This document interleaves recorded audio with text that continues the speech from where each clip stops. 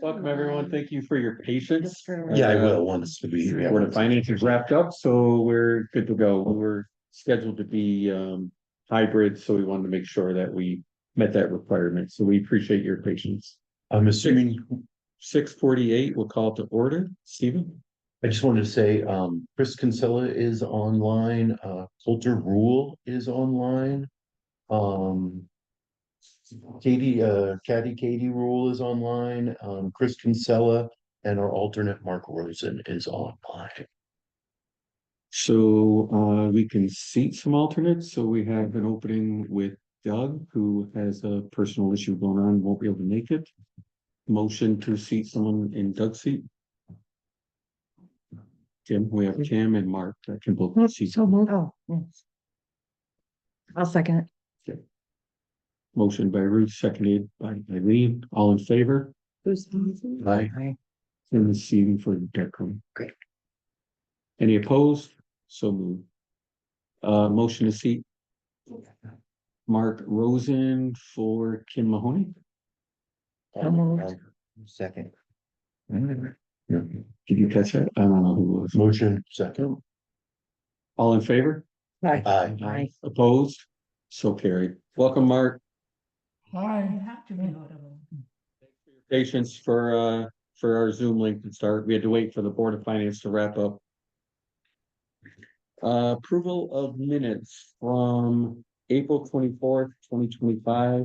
Before, well, we'll make that motion and get a second, and then there's a little bit of discussion on that. So motion to approve the minutes. So moved. Eileen, is there a second? No second. Kim? Yeah. Discussion. You have a. Just a point of information, so there was an email received dated Monday, May 5th. From Laura Warrens, and it just says, Janelle, hi there, a couple of comments on the minutes. 3A, there is a reference to an attached letter to the P&Z from the Falls Village Housing Trust. If possible, can you forward this letter to me? As to date, no minutes are posted on the website. That's been taken care of. 3B, I believe what was approved was a request to the Board of Selectmen to reappoint Greg Marlowe. It is my understanding that the commission does not have the authority to appoint its own chair. Also, I think it would be helpful to the public if a copy of the 2020 conditional site approval with all conditions could be attached to the minutes. Respectfully requested, Laura. And I just informed her that I don't have the authority and that you, as the commission, decide upon your minutes and the substance to your minutes, and that I would copy the chair and pass the comments along to the commission for consideration at our next meeting. So we take them in order. The first one's been satisfied by the minutes being posted. The second one, our commission having the authority to appoint me as chair is not accurate, so there's no action needed on that. And the third one was? It would be helpful to the public if a copy of 2020 conditional site approval with all conditions listed could be attached to the minutes. Do we have that? I have what seems to be very rough, just given that it has a placeholder that says the EO cell number on the bottom. I've written on it, but I'm happy to give a copy to our secretary. Okay. I've written a lot on it, actually. But with my notes, I don't mind. There's some chicken scratch as well. So we do not need to do that, is the feelings from the commission? I mean, I see no harm in it. Does anybody want to make that motion to add that into our minutes? Hearing no motion, we'll move on. All in favor of accepting the minutes as presented, signify by saying aye. Aye. I do have one question about the minutes. I wasn't there, but I did watch the meeting. Renewing of your term, was that your specific term as a commissioner, or is that as chair? Commissioners. Got it. Okay. So I think that we should adjust the word chairman in B, just because it's your term as a commissioner, not as chair. Correct? You said, I just wanted to, No, I understand how it could read that way when you Yeah. present it. I just wanted to make sure it was Yeah, clear okay. within the minutes, Yeah. because that's sort of the Yeah, record. and maybe that's where the question came from. I think that's what was I coming. didn't read it that way, but Right. okay, so. So a motion to approve, so we already did a motion. So now we need another motion to amend the minutes as Stephen presented. So moved. We discussed, right? So moved. Ruth, Here, second. Eileen second. Any discussion on that? All in favor? I'm abstaining because I really wasn't there, even though I did watch the meeting. Okay. So What, so Stephen abstention? Anybody opposed? So moved. Now for the vote on the approval of the minutes as amended, signify by saying aye. Hi. Aye. Opposed? Abstain? Stephen abstains. So moved. Okay. Item B, public comment. Any public comment? oh, that's nothing online. Absolutely movable. I had a correspondence, I think that I'll fit in here, we could put it in later in old business, but a letter from First Selectman Dave Barger concerning the Dark Sky Initiative. If everyone recalls, at the last meeting, we discussed that we hadn't heard back from the Board of Selectmen at the end. Selectman Judy let us know that they had been discussed, and the next morning, Dave had let me know as well, but I got a letter, so. Good afternoon, Greg. This was yesterday. I had hoped to make tomorrow night's meeting, but as luck would have it, I have a conflict with the meeting with LCD and the Board of Finance. He's in that. Ron Carpenter and I am connected finally. He will be out of town until the evening of Monday, May 26th. And will either reach out to you or I on Tuesday to set up a meeting with that date. So action Fantastic. on that, and that's super. Who's that gentleman at the meeting with? Ron Carpenter, the electrician that Really they've been good, speaking really good. about that can hopefully address the light issue at 35 Page Road in Kellogg School. New business, item A, site plan review, River Road Homes. Do you know? So as the commission recalls and as reflected by the minutes, at the last meeting, the questions were considered and the regulations were reviewed. And it's my understanding that the commission is looking to receive the application of the site plan for the purposes of its renewal. And I believe our applicant is here this evening. So however you guys would like to start, feel free and we'll David Mallison is representing Paul George, I trust this is. make it all work. I always feel awkward handing in things like Thank that. you. Because it's so large.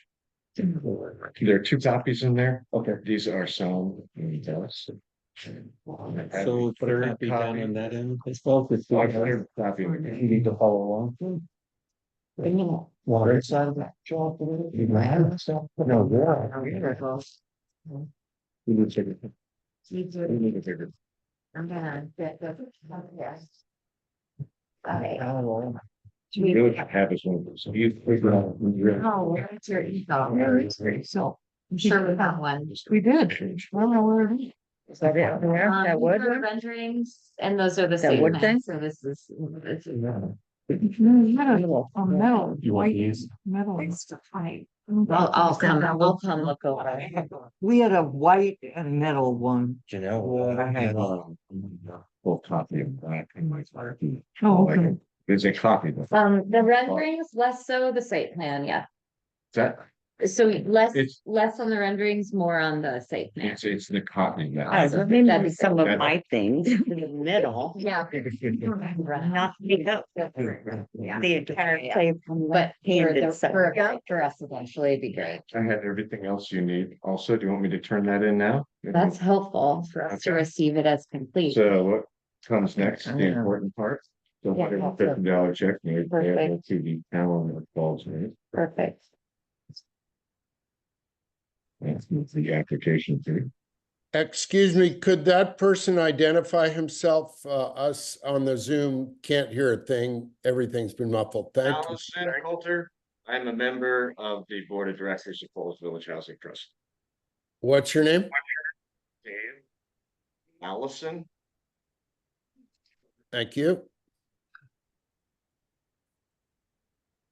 All right, you had already also asked for a copy of the option purchase that we have with the Schedule A attached. Fantastic. And you had asked for a copy of the letter from Habitat Humanity supporting the fact Great, that. thank you. That is here. They are still the owner of the parcel that we're discussing. Absolutely. Great. Okay, and Bob Whalen is here, I see that. Yes. that as well. And then you also asked for tax cards. Yep. Yeah, that show the block map number. Yeah, there So I are thought- several owned by Habitat in town. Yeah, so there are right now 8 properties that are in the tax records that's owned by Habitat for Humanity. Mhm. 6 of those properties are on the easterly side of River Road, and they're all smaller lots. And several of them have improvements thereon. I Understood. have the tax maps for the lots in question. There are 2 lots owned by Habitat for Humanity. I'm sorry, on the westerly side, they have the smaller lots. On the easterly side are the lots that are in question here. Here's the overlying tax map. I did not mark that up. That is from the town online. Yes, thank you. Okay. Then next, I have the tax card for what is now known as number 3 and 7 River Road. That will be the 66 point something acre parcel. Yeah, Right about I got it all. there. I'll find it. And there is 0 River Road, which is a 13 point something acre parcel. There. Perfect. And does this That helped raise for- that property line or is it all in one of those? It's all on Helpful. on the 66 acre parcel, right? What had to happen in order for us to get some of this moved through So the project. government and state processes, they needed a street number. So Taylor was good enough to give number 3 to our 10 Right.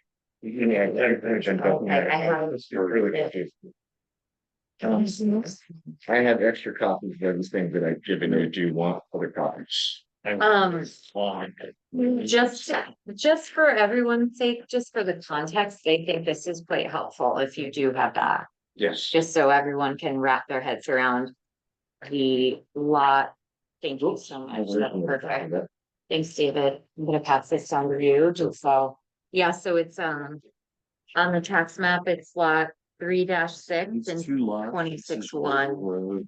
I'm sorry, I put in. No, I'm trying to make. Make it small. Thank you. So That bigger one. this is not a survey, that's just the render. Yeah, that's what they have, yeah. So the only one we have with the survey is our copy. So that's, have that one's actually outdated. Survey. Yeah, I would, yeah. Yes, that's the one signed. Here, this is your line. Yeah. And I had a last copy. I still have awesome. Yeah. You know, I did a digital copy. Sure. Janelle also has digital stuff. Yeah, also, it did. We all have it. Yeah. It was Oh, try it. distributed, yeah. Great.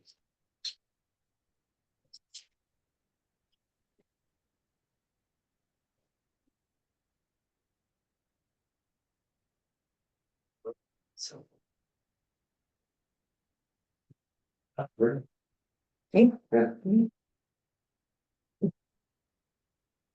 So is that showing what's on there? This is what I've emailed. Yeah. Yeah, yeah. It's,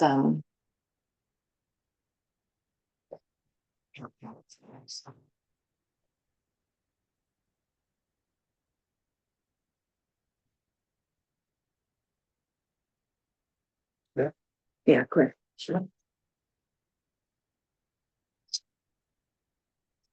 So it looked at the one original lot, like 65 point some acres. Or It's very close to 66. Okay. Yeah, and then they also have that other lot that's 13 points something. Off the side of the, The so, tower 10 acre parcel is the most northerly, yes, there you go, you got it, the most northerly part of that 66 acre parcel. Number 3 and 7, yeah, number 3 and 7. Seven would be the 10 acres also. No, number 3. Because it's the first one. So what is the lot line like, what is the lot line modification? Why is that not happening and this is happening? Why is the 10 acre parcel being optioned before the lot line configuration gets clear? See, I thought the lot line configuration that we were discussing on Tuesday had to do with the fact that the max we were working on showed our finished parcel that we're optioning actually is 11 acres, which is not accurate.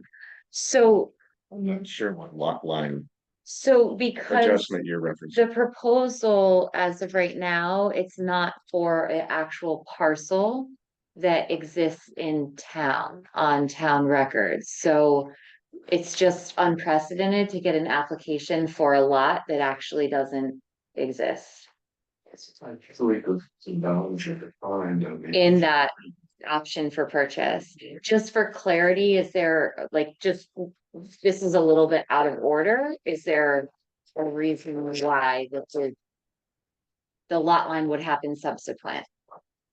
Because if the project didn't get off the ground, Uh-huh. we don't exercise the option to purchase. So upon approval, in the event that this commission chose to approve the site plan, would the lot line be amended relatively quickly with this option to purchase and with this filed it with the town? It's my understanding, and please correct me. Yes, Jocelyn? Yeah. So if is everybody clear? Cause it's a little bit confusing. So we're just trying to figure our way through this because it's a little bit unique in that we're trying to look at a site plan application for, in essence, what is a part of an existing lot. But what we have been presented tonight, and Janelle will review it, is an option for Falls Village Housing Trust to purchase what now we think is closer to 11 acres. No. 10 acres still 10? See, it's close, it's 10.0. Okay, I heard you say it was closer to 11, but okay, so a 10 acre, give or take, parcel out of a 66 acre. What we now have is one lot is 60. I'm sorry if I have the numbers a little bit backwards, but I think it's like 66 acres, what did we say, 65 acres? Yes. It's 65 acres or so. So in essence, we're tasked tonight to look at the site plan application without an actual find 10 acres, approved 10 acres, signed off on 10 acres. But we're trying to do on the workaround is we have the option, we have that same list, it's an option, and we have a description, which is something, it's Schedule A, which gives you the meat and bounds for that 10 acres. So that's what Janelle was talking about. I just want to make sure everybody's on that. So my one question is, so the housing plot is gonna go on a 10 acre parcel? And that 10 acre parcel is gonna be cut out of a 64 acre. 66. 66 acre, whatever, I'm just, so that's what we're. 65 and change. Yeah. So if this gets approved, the 10 acre parcel will be transferred and bought, and that's what we're trying to discuss. Right. Is the 10 acres, Right. it's gonna be developed of the 65. And typically, it's something on a site plan application would be for a very defined lot. You know, obviously, they don't want to define it until there's an approval and funds and whatever reasons, but it's. I think that as long as we have a legal description, which we have. Survey map signed A2. No survey yet. That was my one question. Yeah, We don't have we a don't have survey a licensed because there survey. isn't a specific lot attached to it. And I'm wondering how we can accept a site plan without a survey for the 10 acres that piece is supposed to be on it. Well, I guess we wouldn't have a survey, we would have a Schedule A.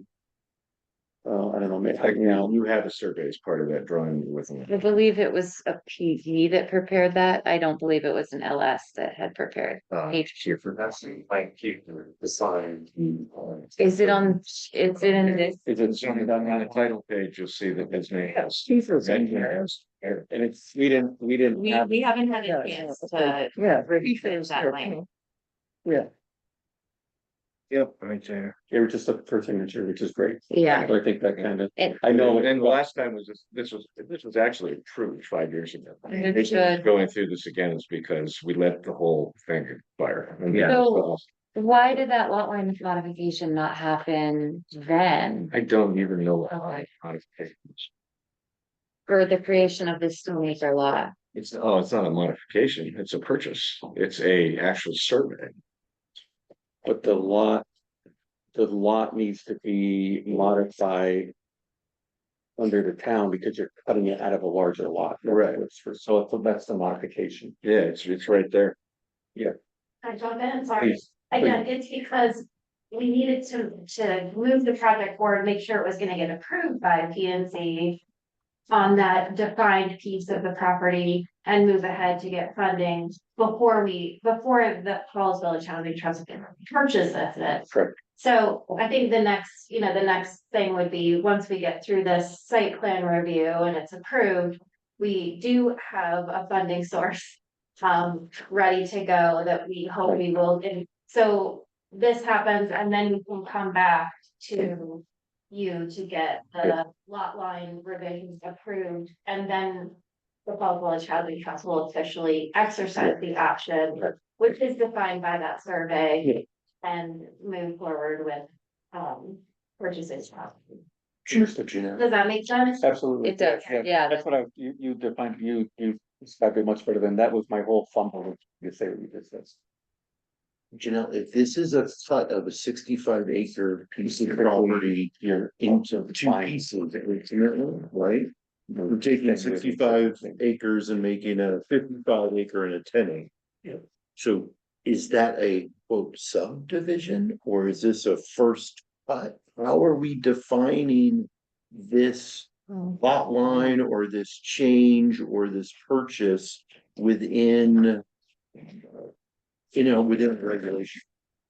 I believe it would be a first cut, right? I mean, again, having just received this Right, no, meeting, I haven't looked at sort of that title search there. Right. So if the surveyor is affirming it as a first cut, having done their research as they do when they prepare surveys, then that would give us the assurances that it is indeed.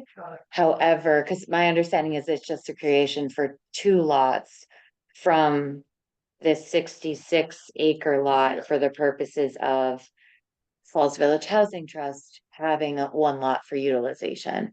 So my understanding, and I believe since we're revisiting this, is that it's been presented that way because it is a first cut, but I haven't reviewed. No, I figure, I just wanted to make sure that it was understood in our commission that this could be different than a first cut. We just have to make sure. That's a great question. No, Yeah, thank you. yeah, and then of course, there's So always that the changes question, things if it's not.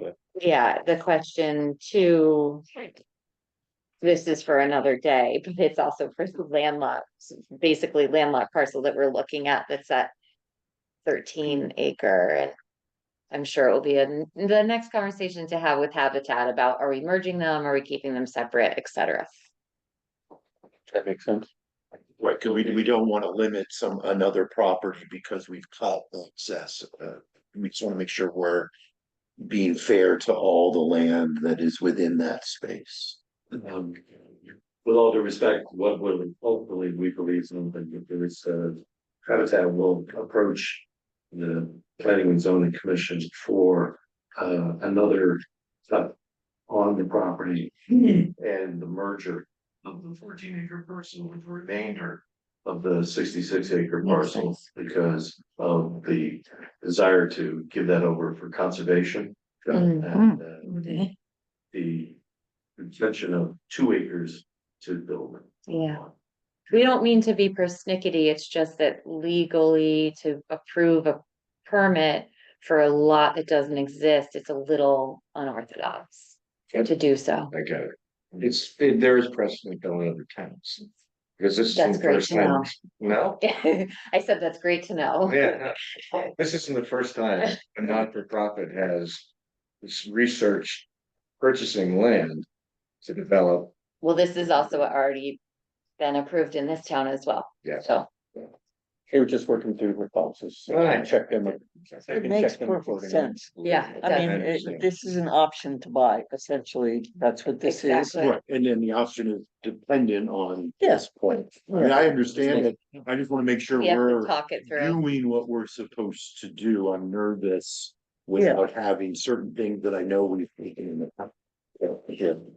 It's a good question. Okay, so we're past that step. Yeah. Any questions? Mark, do you have any questions on that? No, okay. On to the next step, would be. So,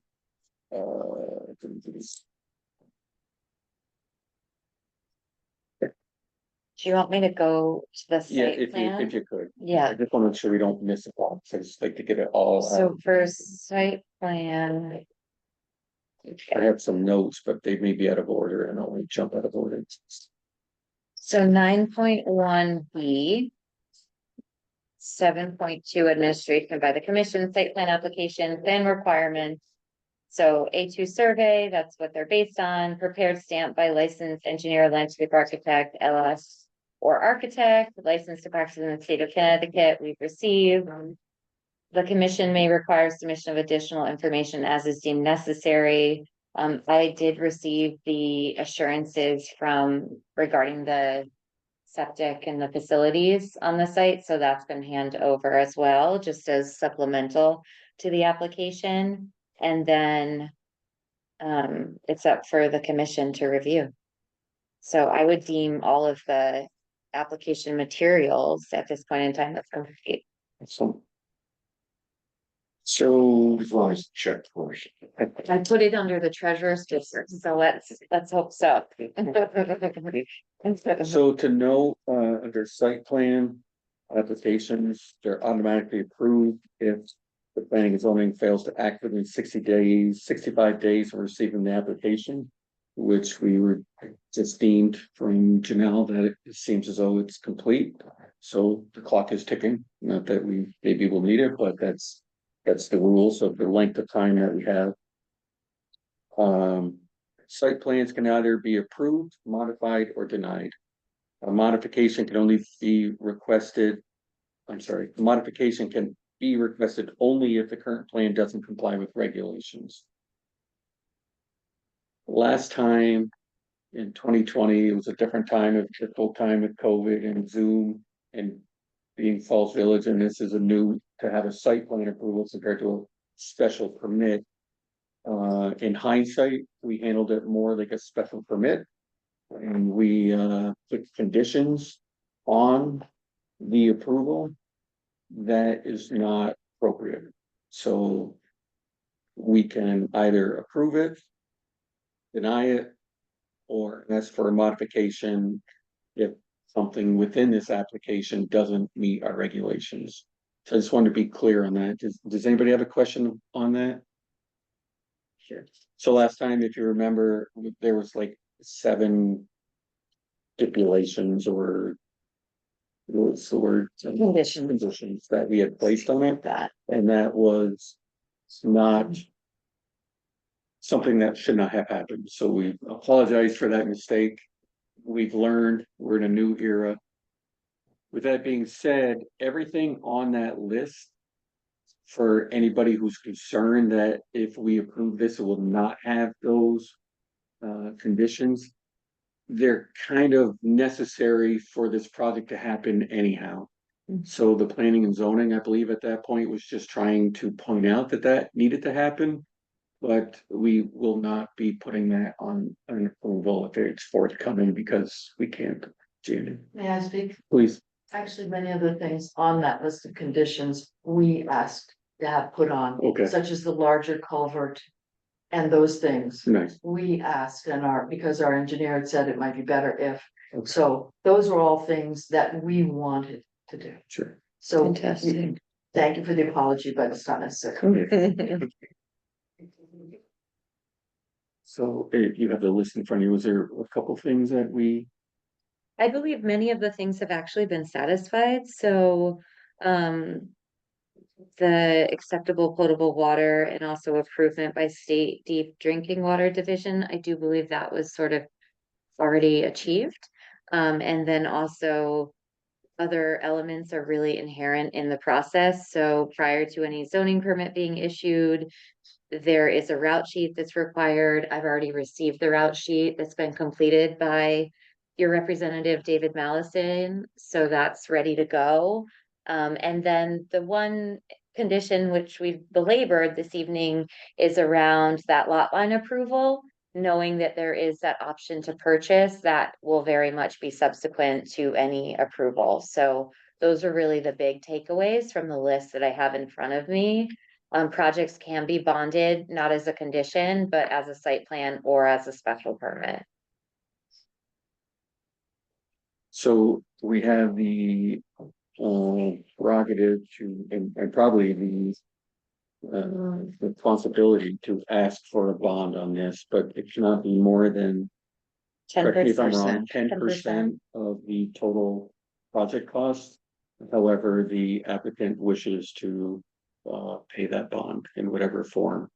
So we will delve into that a little bit further down the road, but it's just part of the site plan. The site plan approval. One other item to note, just inherent in your IHZ zone is the administering agency. Yes. The P and Z is designated for any unit subject to the IHR, the incentive housing restriction. In the case where this agency cannot adequately carry out its duties, upon certification of this fact by the Board of Selectmen, the duties will devolve to and be administered by a qualified housing entity designated by the Board of Selectmen. I would highly recommend that quite quickly, the commission does devolve those administrative duties and actually hand them off to somebody that is qualified. I would not appreciate staffing a commission that falls into this responsibility. So that's clear, right? Yeah. So that's just something housekeeping for the P and Z to bear in mind, because the regulations do stipulate that we are that designated administering agency. Say, let's try not to do that. With a site plan, there are driveways or roadways, does any of that come into this conversation now? Are these Woodland Drive or the access is off of River Road? Are they two-way roads or is it a one-way loop? Yeah. Here, it will be, because I tried to look through our little. Yeah, I think the details of this plan, we all haven't had much time. Oh, got it, I see the width Yeah. now, okay. Is that the traffic study you were? No, I was just looking at the width of the road, so that was all I was cared about. Traffic study. The traffic study, Perfect. sight lines. Right, and then my last question But was it- about, Yeah, not to cut you off, but it's my understanding that those would function as private ways and would not be considered to be incorporated as public roadways. oh, no, I Yeah, just, that, I just- was more just wanted to make sure the width of the road going in, because I'm really concerned about the corner of where River Road comes down in that corner, and then if you're gonna be accessing that roadway with people coming out, or even a school bus full of children. So in the last iteration of this, there's a site plan. Got it, that's what I wanted to It's see. really good. Great. I think it's on two different pages. If my memory. Make sure I don't small. Yeah, it's not mine. Right, And it's all, that's. it's all dependent, Size but was my, vibrating. the. Oh, it won't vibrate. Miles per per hour. hour. Yeah. No. Okay. Spam. While they're looking at that, can you guys just verify, is this the same exact set of plans that we had, no change? Cause there had been a mild just make a little off topic that you might ask for, that you maybe hired a different group or something, Andy? I thought you had mentioned that. That's what made me ask that. Sorry, what? Well, Charlie trust using the same engineer and same architect. I thought Danny had said something changed, so it's gonna change. Conversation about maybe changing some of the street light or them talking to both at this time. So if, you know, assuming you all approve the site plan as it is now and it decides to ask for a change in street light, we will come back to you. We have probably had this, Yeah, I think there's more than several instances where we had to be on that with Jane. What's really nice in the regulations for modifications that they can either go to myself, they can go to myself and the chair, or they can go to the greater commission. It's really dependent upon if it's deemed significant. So if it's something where I come and say they're proposing shorter lighting, or they're not proposing these 14-foot tall posts, I would be like, that's a ZEO approval. I would just report it out to the commission as a modification because they approved the plan. But there's always changes in the field. I'd just like to add, that these maps of 2 rolls that you have on the table have lived up on top of those shelves for the last 5 years. They're They're out there whenever you wanna look at them, but please don't take them out of the building. they're not up there anymore. No, they're in front of you. No, Also, you took them, I took them. oh, they were hiding. These are the very ones that were up there, and they will go back there. now we That's know where good they to came. know Now because we know we where they were, went to. yeah, we were looking for them. They were hiding on us. Or like, we know they were there. We knew they were there. And then I was like, because we dug them out to look at them and then put them back very, very particularly because we were very concerned about finding them. And then we came back to meet again and they weren't there. Now we know. Now we know. And we had. Hello, Connecticut State Police. For off the search. That's funny. Funny story. Oh, that's funny. Find them because you didn't have the map. Yes. Yeah, we really need to find a secret spot.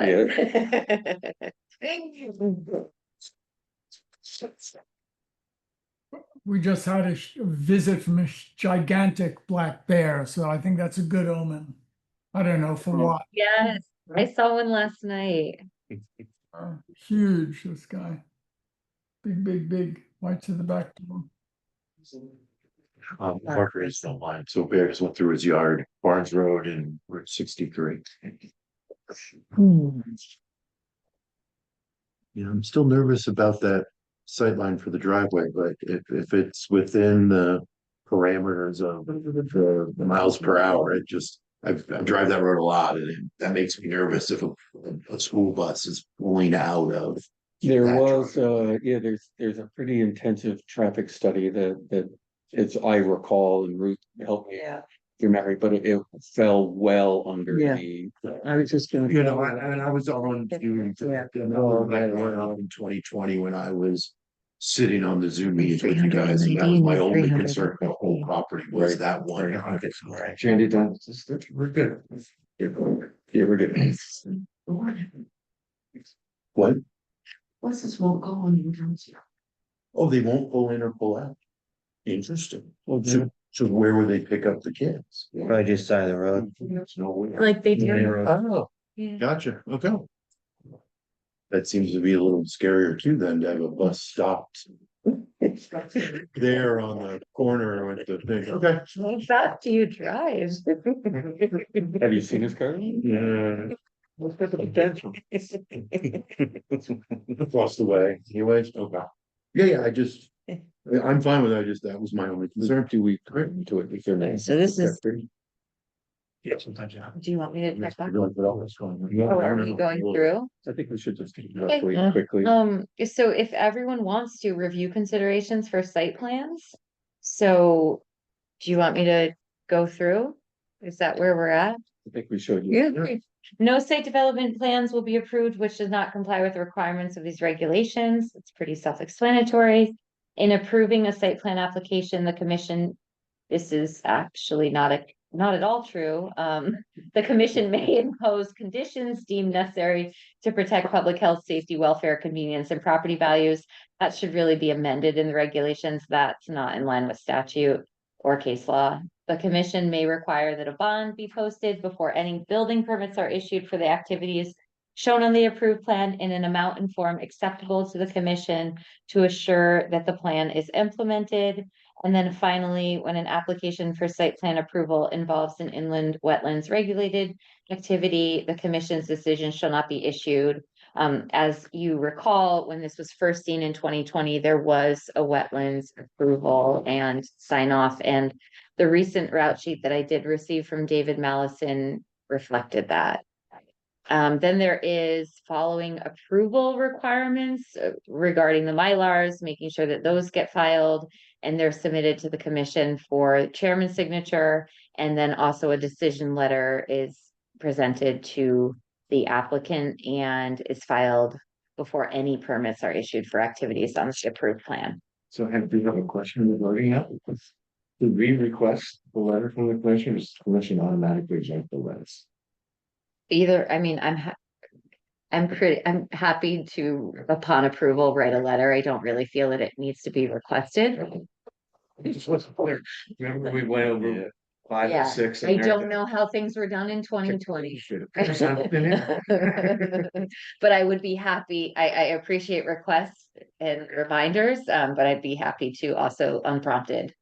And then, of course, the IHZ development standards apply, so hopefully everyone's had a chance to review those. I did send everyone the sections that are relevant for this. Mhm. I think everyone's had it, hopefully. Steven? My one last question, Habitat brought us a proposal for, some development. Was it earlier in the year, last year in the fall? No, it's a month ago. A month ago? No, not this one that I missed. No, she meant he needs the two houses The that they, two- Oh, The two houses, yeah. That was March. right, so is that gonna, that's is that have anything to do with any of this property at all? It does not, it Right. has only to do with the remainder of the property after the option parcel is actually. I just wanted to make sure that I wasn't confused and I thought it was the same area. I just wanted to make sure that I was right when I was thinking, great.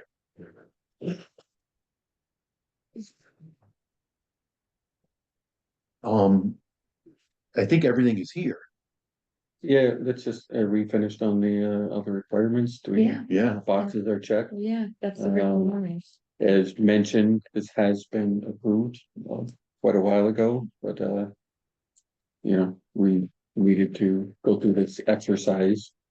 Does anybody on the commission have any further questions, thoughts, concerns? So Janelle, obviously you have to go through and verify on your end that some, you know, you So believe it's all there, but. we I have had to- the great pleasure of moderating those 2020 meetings yeah. on behalf of the town, so I'm very familiar with Those page were fun. after page after page of all this, and knowing that this is the plan that has been here Until it wasn't. for many years, I feel very comfortable with accepting that approval from 2020, having witnessed it via Zoom. As a inglorious moderator, so. So, move.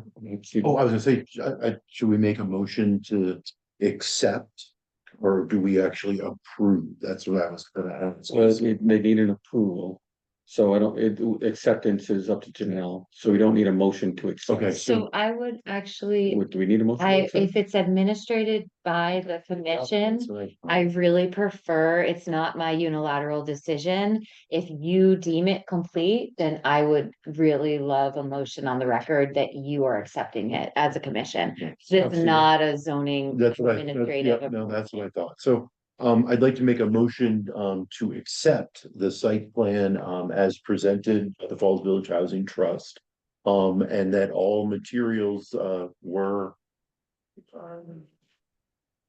given or all points were achieved or Satisfied. everything was Satisfied. satisfied Yeah. in the Site plan for River Road Homes. for River Road Homes. Got it. I second it.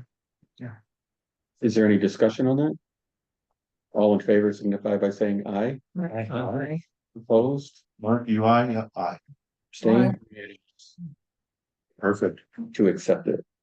So And now, And then now I make a motion to approve the site plan. I'm still really skeptical of approving a site plan that is not attached to a lot. And I understand why they want it. I'm nervous as a commission that we're. What is it? I'm not clear what your anxiety is here. I don't necessarily have anxiety. I'm nervous that if we approve something, the funding doesn't happen and it doesn't get approved and then we move on again. I kind of want the lot to happen so that. but I think it's to alleviate your concern, because I have that concern as well, because we've got a little bit the horse and the cart thing going on. But I think because we have a Schedule A. And it's defined and signed off on, I believe, by Matt Kiefer.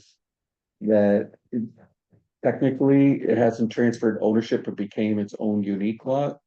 But if we were to word our motion to define it and to accept it as, do you have an idea on that? I have a Schedule A? thought. So how about when this Falls Village Housing Trust files the Mylar on the Mylar, and for cost sake and for record keeping sake, to just utilize the site plan that's the most representative of that development for the purposes of filing a one-page Mylar, rather than the entire plan set is useful. But on the Mylar, to emboss and add a note, this project is subject to an acceptable lot line modification, so that it's very much informed by the town record, which will live in the vault and not go missing on a loose piece of paper or be buried within the minutes of the meeting. That makes me. So that it just says on the Mylar, like, this project is contingent upon this lot being created.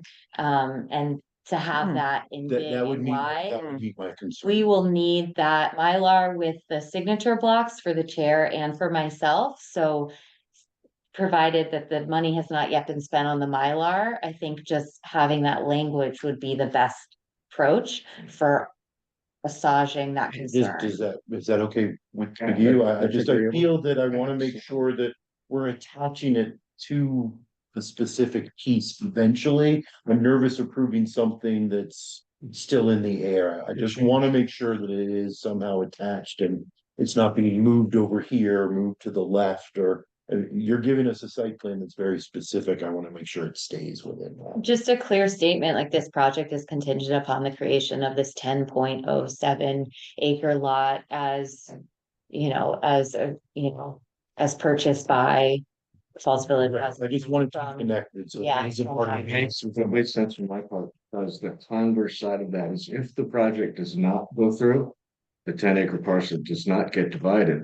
Right. Yeah. That protects the town from somebody coming down the road to 15 years from now That's and what. saying, hey, you approved this project. That's what's making me nervous. I Yeah. just want to make sure that we are keeping everything attached to the specific area.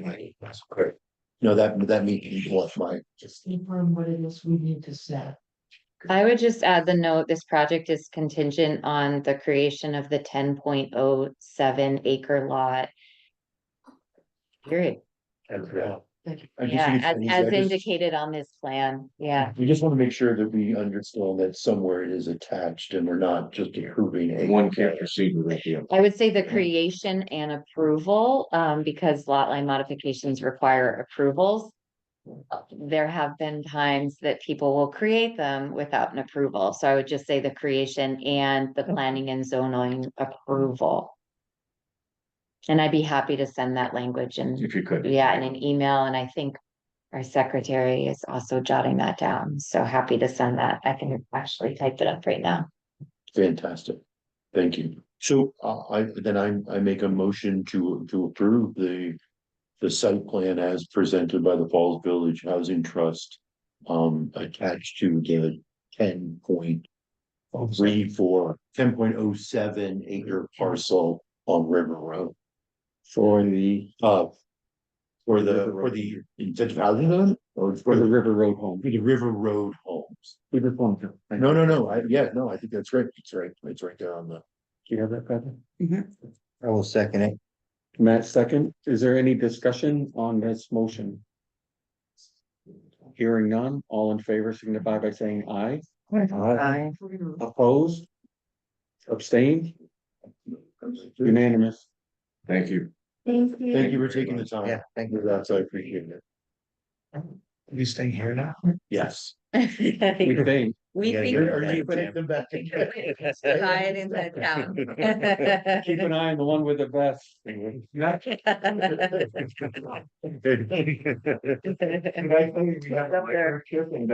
This was the tracker. Oh, we would love that. Love it. Library book, I didn't have it out for more than 2 weeks. Yeah, we need. I know, we didn't have your You should have library seen card. Greg and I. Looking for it. Yeah. I wish I had. Oh, yeah, we were both like, are we going to see? Okay, so that is a full site plan, not 2 copies. It is a full site plan plus a rendering. So, Moving on.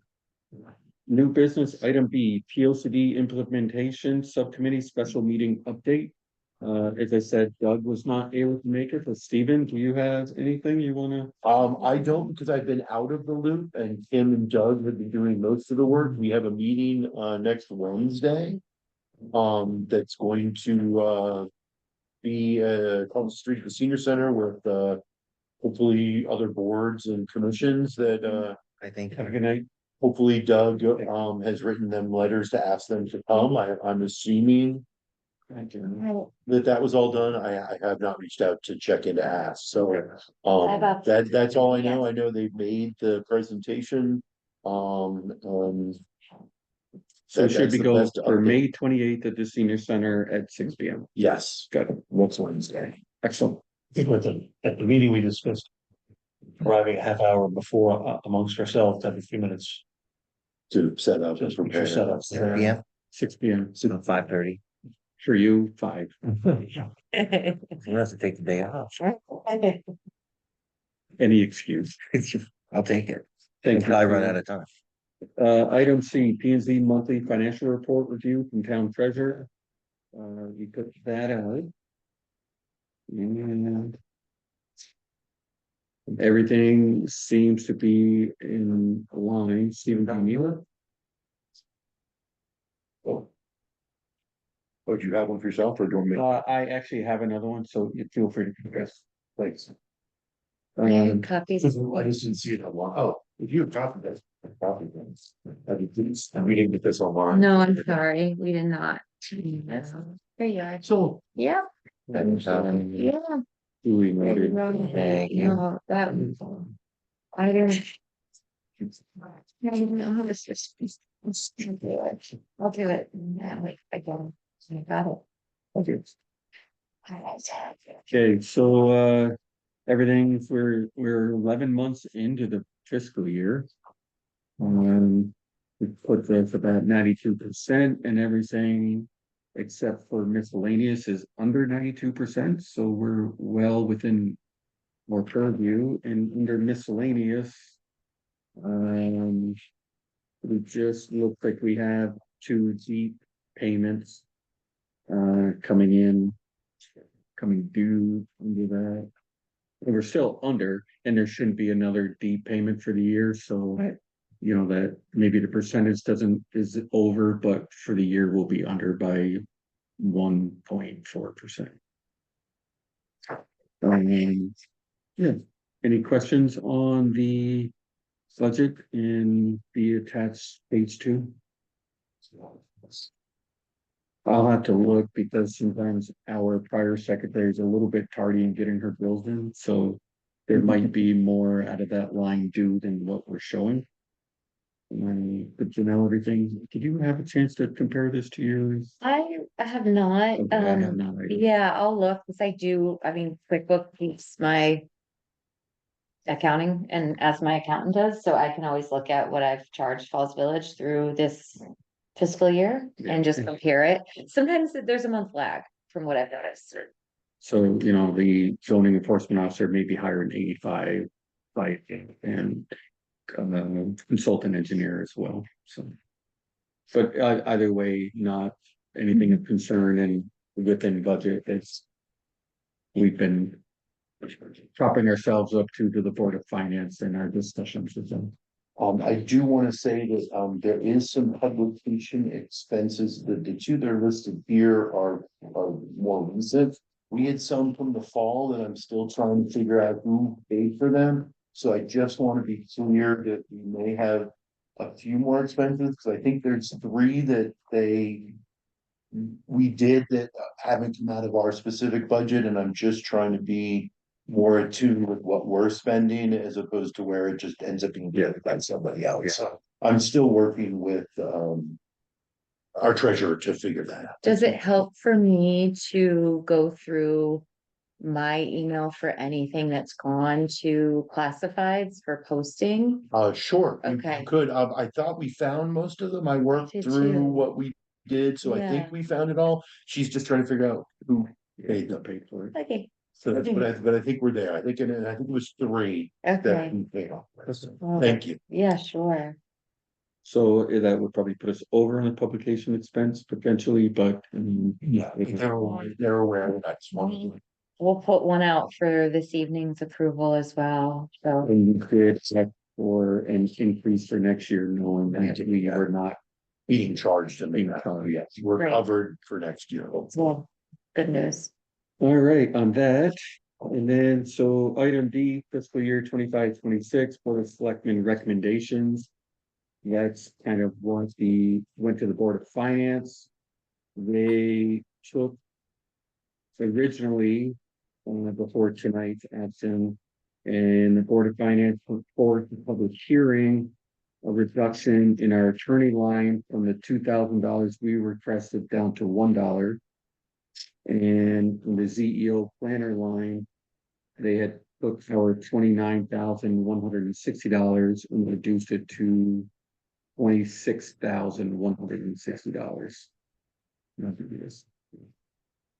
Steve has news hot off the press because we had the public hearing last night by the Board of Finance.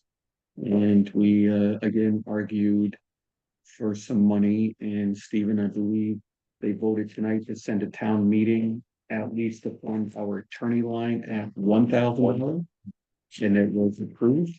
Yes. And then there was discussion about giving us the full $29,160, and that one did not pass.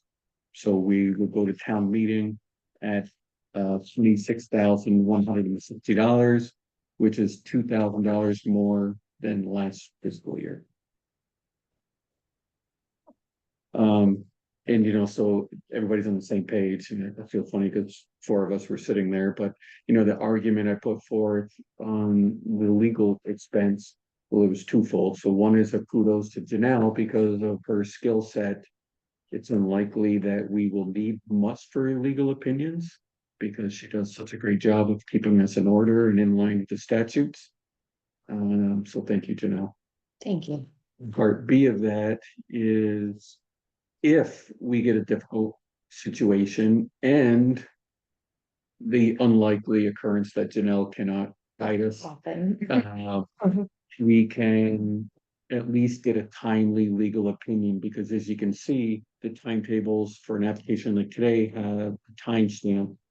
So if I had to go on behalf of the commission to the Board of Selectmen to request from the Board of Finance, and we go through that whole exercise to get a legal opinion, it could drag on dangerously close to the end of us doing the due diligence that we want to do. And This might be outside of the planning and zoning level, but just from my understanding, to even have an attorney as your town council, you need to have them on retainer. So not every attorney, because there's a load of conflict checks that you have to do before engaging with the town, because you may be on council for a resident of that town. It takes a lot of due diligence to know. So it's not easy to quickly be able to call a land use attorney that's well versed in land use and know that they're clear without any conflicts Right. because of the nature of our area as well, with a lot of attorneys that we know are engaged, whether it's in the private side or on the public side. So I don't know how a town can retain qualified attorney without having them on retainer. Yeah. So I'm confused. Then I know someone. Yeah. Relationship with somebody? Well, but we also had a relationship, I thought, with the other gentleman that you and Fred were dealing with, and that he was gonna give us a Outstanding. favorable rate. That's it. I think he's phenomenal, and I would like to make sure that we, So I Use still him. don't understand what happens. You run through the $1,000 in a blink. Yeah. Well, When you talk to them, what did if- they say? Or finance? Yeah. It's a tough one. well, it's actually very easy. Basically, what we asked for is we asked for support. And it's not like it's not like we need tons of money, but what we wanted to make sure that they understood that we could call somebody before going to them. They're fine with paying our bill up to $20,000, as they've been very clear. So they're willing to support us if we need real legal fees. We just wanted to make sure the Board of Finance understood that we are a unique entity onto our own that needs advice separate from town. And they understood it in what I assumed was that way. We know that you could burn through $1,000 quickly. Be able to email or a phone call to get some advice was what we were trying to sell within that. But that's not actually what she asked. She asked what Oh. they're saying. And what they were saying is that that $2,000 wasn't enough to fight a lawsuit. So under the initial, before tonight's discussion, when they removed it at their prior regular meeting of the month, their discussion was, 2,000 isn't gonna do anything for you, so then why carry it forth?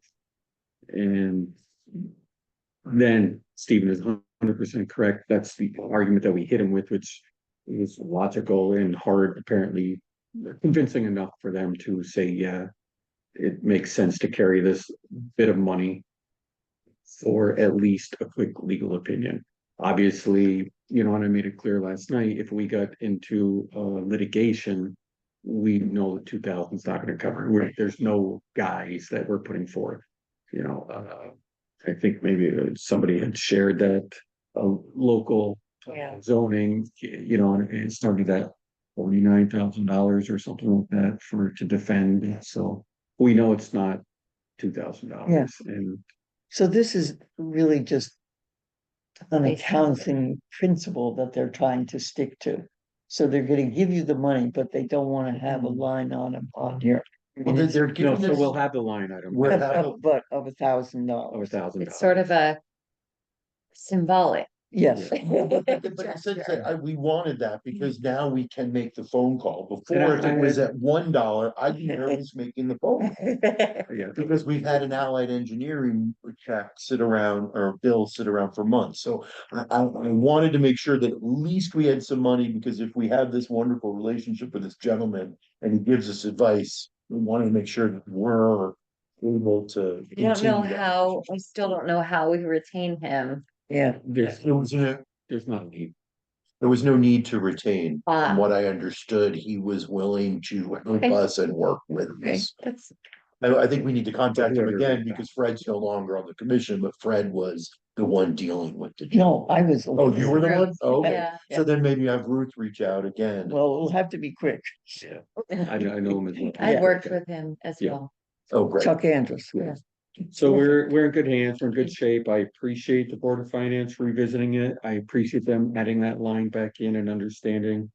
It means a lot to me as a member of this commission for a long time that they recognize and listened. Well, We you would've and liked- you and Stephen were pretty compelling last night, so. It means a lot to me to only have to send one invoice. Yeah, to the Well, commission. that was Well, a big, two, rather. but that was still a wonderful thing. And I think they understood what we were It's doing. so confusing to be like, It right made- now I'm doing zoning, and then I'm doing. And they planning. also still gave us the 1,000 for our engineer, so they understood what we were even doing within that. So Yeah, the organization is really It- nice, cause it's it's, so much better. yeah, great. all right, moving on to old business, village center parking plan, there's been nothing. Solar committee update, there's been no action. Chris is working on it. He's gonna get together with everybody and make some changes and move forward. Excellent. I look forward to that. And, you know, a big thank you to Chris for the efforts that he's put forward, that he's been, and they've been carrying a lot of, they're busy. Old firehouse sale, committee update, still for sale, anybody wanna buy it?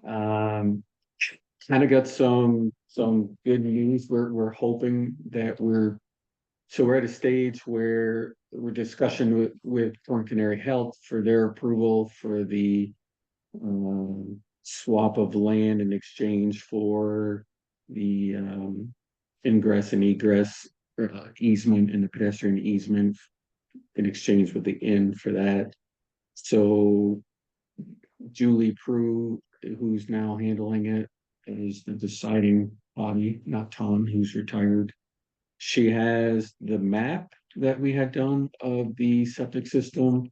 It was our understanding, it was my understanding, had a conversation with her, Emily, Gail, and myself on the phone that she had it. We got her a clean survey map because if you recall from what we showed you, where if we had shown the commission, there's a layered map that George had presented and there's just a lot, very, very busy. So she wanted a simple one with property lines so she could kind of verify that what she was looking at with a very layered map, that everything, the offsets were working out. So it sounded as though she was complete, that she was happy with what she had seen. She needed George to file some paperwork, in essence, for the as-built for 33 Railroad Street, the inn. And Chris had talked to George and it sounded like it's being worked on, so. We will, Are we requiring a B100? this is the B100A. Yeah, the as-built would be the B100A because it was already repaired. And you only ever need one B100A because you can repair the repair once you have the land. Got it. Dark skies implementation, LSK and daycare. That was a letter I read earlier from Dave concerning meeting with electricians. So hopefully within next month, we have some good news on that. It was Dave's thought that something had already been set with timers and the lights going off on Page Road, but for Ruth and myself driving up and down the road, I have yet to see the lights off and Matt. On my way here, they were on. We have yet to see the lights off. It's so dark when Oh my gosh, and they're LED. Yeah. Yeah, they're pretty bright and they're really But so. don't those need to even be completely changed? They have to be turned down? Well, Yeah. honestly, I have to do, I would have to do a little bit further to see if they're the right. They don't seem it, they don't seem to be, Is it for security? Floodlight? Okay, just. great. All of the. It's like the lights at the Eversource there, the big It's like square. dark skies regs, they say clear purpose. What is the purpose? of We're the still lighting? looking at, I Okay. think it's in case Dale next door loses his. He can I find didn't them. hide it, so I don't see. He can, yeah, see the bears. Yeah. Yeah. Driven Bob? Huge lights. I mean, it's like jailbreak. Yeah. It's incredible, the Intense. light. Yeah. And the same for the particular light at the entrance to Kellogg. Yeah. Shines right in.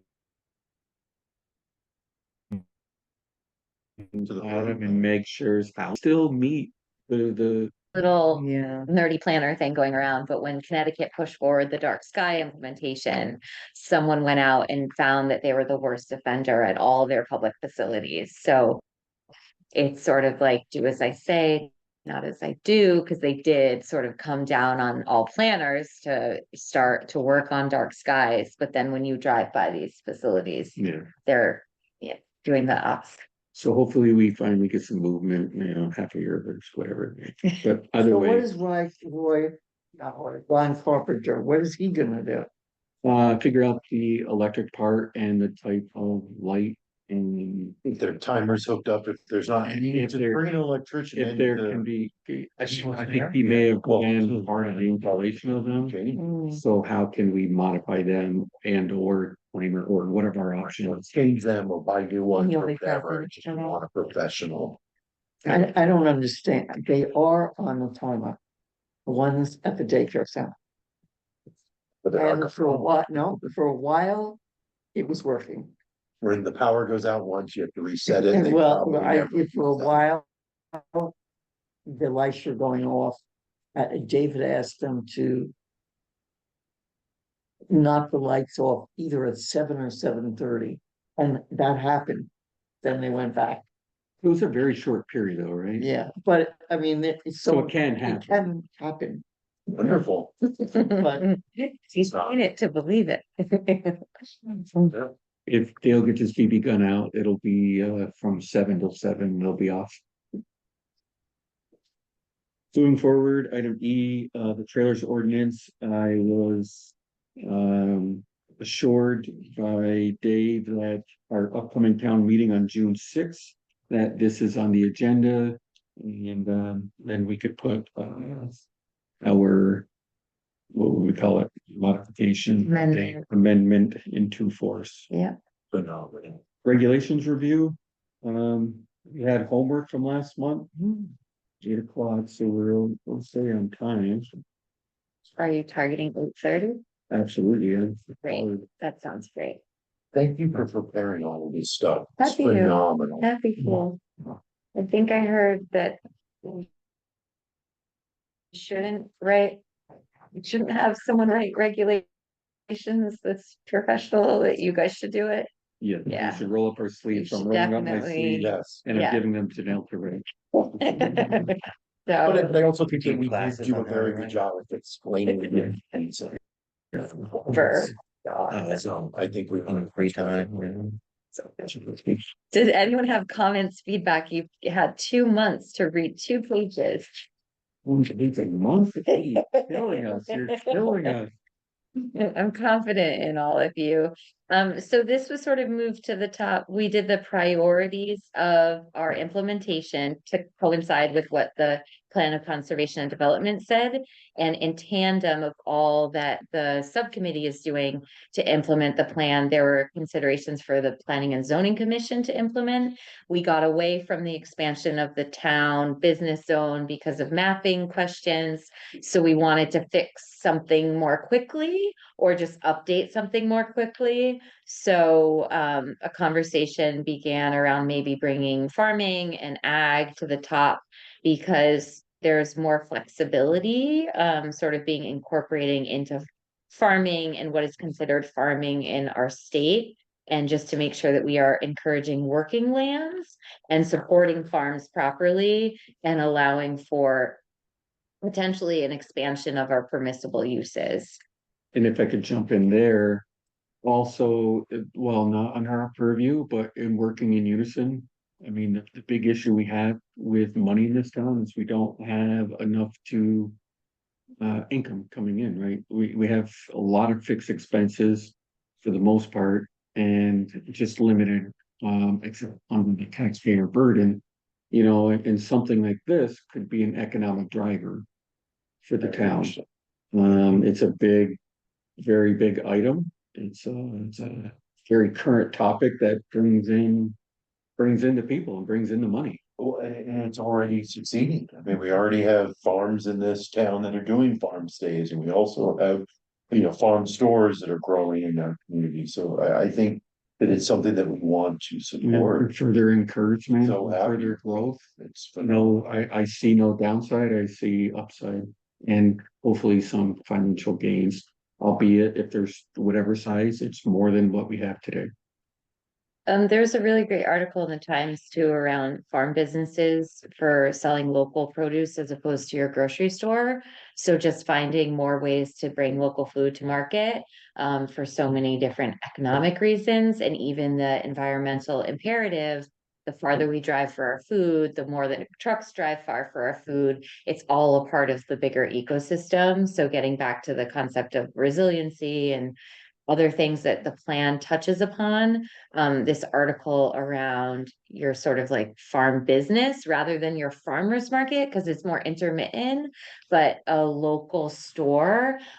Sadly, I can't go I can go to all these great egg stands and farm stands in Falls Village, but I can't come get my groceries or leave with what I need. So just some concepts to sort of think about. Yeah, there's one in Cornwall, there's a covered bridge, what is that called? The local, yeah, you were telling us about it. Yeah, yeah. And that's a town, that's actually partly funded by like the town. And it needs to be. Yeah. You know, it's not an Big. economic model to survive on its That own. was Yeah. the original idea for 107. Yeah. It was the first model they were looking at. Tracy was Hmm. looking Yeah. at starting that as a local And it's a, vendor operated. I mean, space. it's great because if you don't happen to drive under mountain, but then you learn about these excellent Right. products, then you are like, oh, I should actually go to that farm and go to the farm stand because I really like. And then for the local, there's more like specialty goods, your focaccia bread and things that are made with Mhm. the local product and the yarns. So it's like a mixed bag for anyone. But the other thing about the local that's really interesting is there's classes there. So there's a lot of yoga classes. So there's this opportunity for amenities where there's people in traffic and it coincides with the farmer's market. So there's a little bit of synergy there.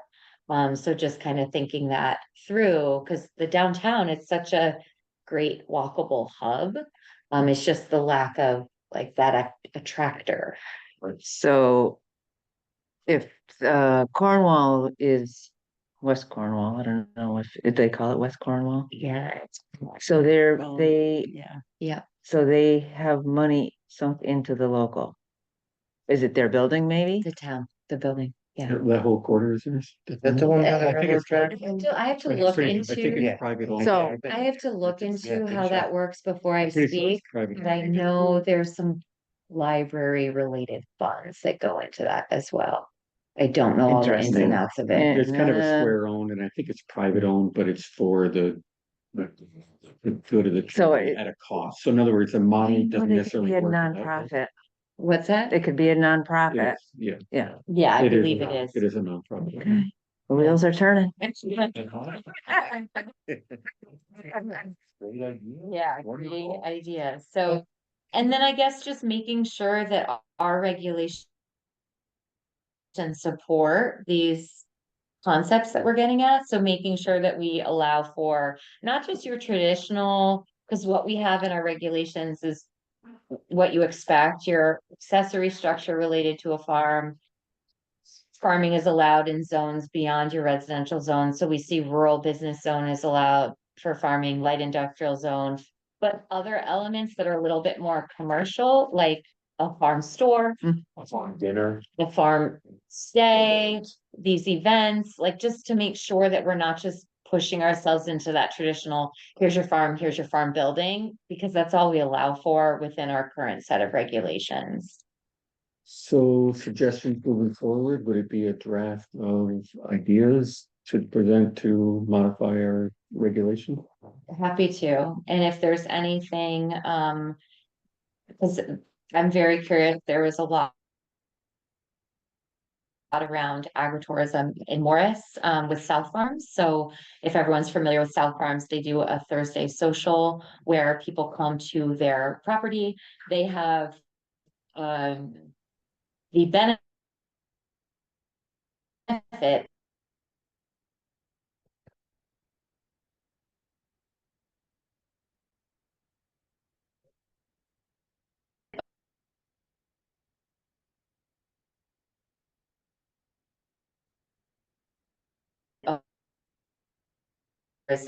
in Morris of, what is appropriate? How do we go about this?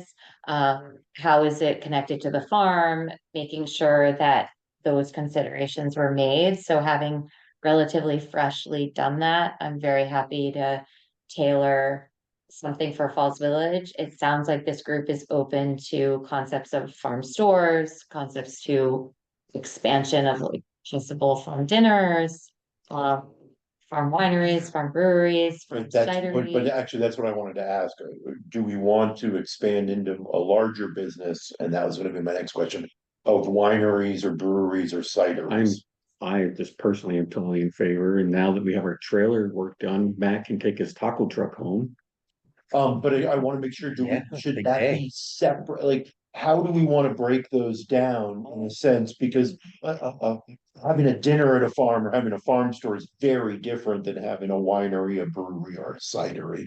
And I wanna make sure that we establish some different parameters within those kinds of. Well, and I think that maybe potentially a lot of that could be any concerns that would come along, because there are concerns that come with that type of operation would fall under a special permitting. Okay. So we would have a hard look at it, so it's not a by right Right. solely. It's more allowable with. I just wanna make sure we weren't confusing it with farms. Definitely. I wanna make sure that that's somehow Definitely different. separate because it's by right. And Yeah, I, definitely we're a different. farming town, so I have to make sure. So how does that South Farms work? What's their, So they went through the process for a special permit for agritourism because they have events that are open to the public. So they have this outlier of not knowing, like it's not a farm dinner where you say there's 20 tickets and that's it. It's not this controlled event. It's more of we're having people. It could be a lot of people and it tends to be a lot of people. So they came in with a site plan, they showed where parking goes, they made sure they weren't parking people in prime flag soils and wetlands. And they just talked through how many events they were having a year and went through that special. permit. So and they are just- they a farm? Yeah. Yeah, they Oh, yeah. But just think if, again, being creative, if the town would partner up with somebody interested in putting on something like that at the town farm property, Oh, right? interesting. Because you're really not gonna affect many bodies. You already have a gathering during the summer for the pool. It just seems like another potential layer that the town, isn't necessarily running it, but they could, through a special permit, grant the permission to enact Ooh, to somebody or a group of people that would like to put together something. That's It's just really a good little thought. spin on utilizing what we have. We want life at the town farm, so it's just, We it's can do another, food trucks on a Thursday at the town farm. it's once a month. another, I mean, yeah, it it's can another be couple layers on the things to onion. grow within that yeah. as well, the way that we're supporting. Utilize the idea. If we're supporting it as a community and as a commission, I think that's really. And so we. Virtuous purchasing. Yeah, bought Definitely, considering the conversation. The whole thought around town property too is there's a lot of exemptions there. So if the town is an applicant representing a stakeholder group, there's an exemption with like, your permitting fee, and then it's easier for the town to get their liquor permit in the event that they were going to have a little fun and invite someone with, exemplary beverages. But it's also a nice way to showcase in a central location Mhm. what everyone is doing, because I think we're so disparate. We're eventually it'd be nice to get an understanding of home businesses in Falls Village and farm businesses in Falls Village, so we can have a guide or work to create a guide so that everyone understands how robust the local economy is. in it with a showcase example. And Yeah. obviously it's with, I'm not suggesting we do this without talking, it's purely under the purview of the rec commission. I'm glad you brought that. I'm glad I you brought that want to up. be more than Yeah. clear that, but it's just a concept or an idea that I bounce around a lot too. Mhm. We could do a farm How- event where you invite all the farms Yeah. and How set you up can tables and It's use what the community has. absolute There's some- showcase. Yeah. We have so much here that a lot of people just don't know, Yes. but it just seems to me like a direction that, hearing from the PUCD and hearing from these meetings we sit in, it just seems common sense that this could be a direction that the planning and zoning could help potentially guide while staying in our lane and our purview. And I think it fits in so many boxes of the P O C D. I think that's how we present it back to the community is. It preserves land, it brings business, it brings people into our community, it shows people what Falls Village has. We check so many boxes in our community. I think it's something you can't ignore. You know, and Okay. it's just a grassroots thing and it could turn into what it turns into. So how do we support that? We support that Better by reg. drafting together this. By drafting regs that are more open. Mhm. Open for possibilities, we don't even know what they are yet.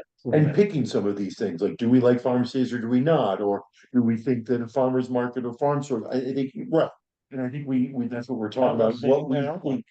Right, I think we're like Because, everything. because the language doesn't exist in our current, they can't do it. That's correct. Correct. Technically, Got it. So yeah. that's why we want to make sure we're writing this in to make it more accessible. While at the same point, as we were talking, you know, on some levels need a special permit to move forward to protect the community from such as a brewery, right? It's, you know, right now, it's not allowable, right?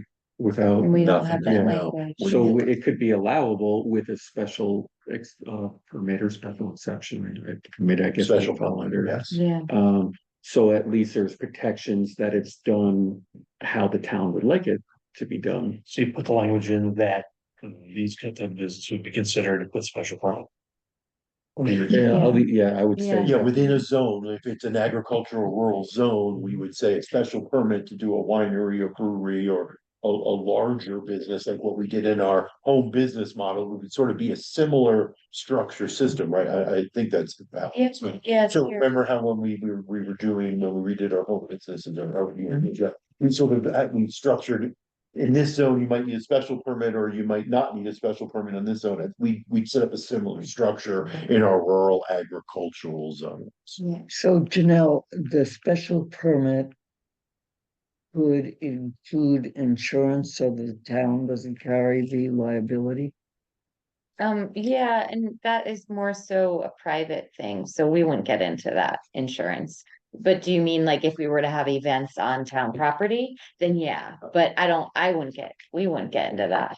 That would be The for Board of Select to handle. rec commission. No, I understand, but I understand that, but you'd have to have that. You'd have to protect the town in some way. Yeah, In terms of, yeah, that's a very good point. And that would be working in unison with the Board of Selectmen to get Yeah. whatever rider they Yeah. needed, if they were supporting the project. And so definitely would be a collaboration across multiple boards, commissions. Yeah, and even to use town facilities that are already hopefully heavily insured, like a picnic at the pool or something like that, that doesn't always bring people, but could bring more people if there was an opportunity to have like a farm picnic or a farm dinner, things like that, where it's like, let's just do this at town property. Yeah, right, because it's already.